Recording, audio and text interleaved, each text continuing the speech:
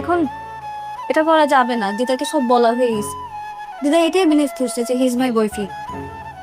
Hello বন্ধুরা, আশা করি সবাই ভালো আছেন।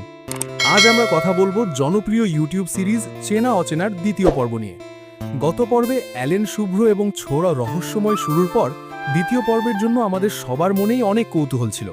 আজকের ভিডিওতে আমি এই পর্বের ভালো মন্দ সব দিক নিয়ে বিস্তারিত আলোচনা করব। দ্বিতীয় পর্বের শুরুতেই আমরা দেখি গল্পের গভীরতা আরও বাড়ছে। বিশেষ করে অ্যালেন শুভ্রর অভিনয় এই পর্বেও ছিল বেশ ন্যাচারাল এবং সাবলীল। তার প্রতিটি এক্সপ্রেশন গল্পের রহস্যকে আরও জীবন্ত করে তুলেছে।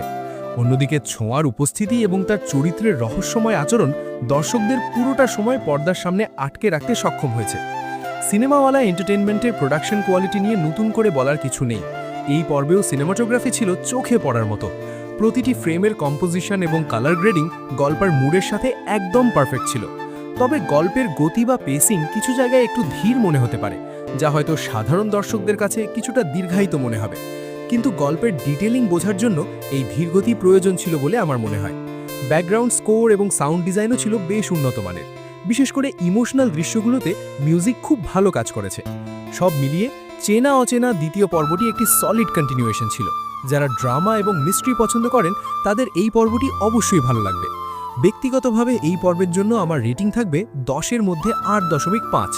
আপনাদের কাছে এই পর্বটি কেমন লেগেছে এবং তৃতীয় পর্বে কি হতে পারে বলে আপনারা মনে করছেন তা অবশ্যই কমেন্টে জানাবেন। ভিডিওটি ভালো লাগলে লাইক দিন এবং আমার চ্যানেলটি সাবস্ক্রাইব করে পাশে থাকুন। দেখা হবে পরবর্তী ভিডিওতে। ধন্যবাদ।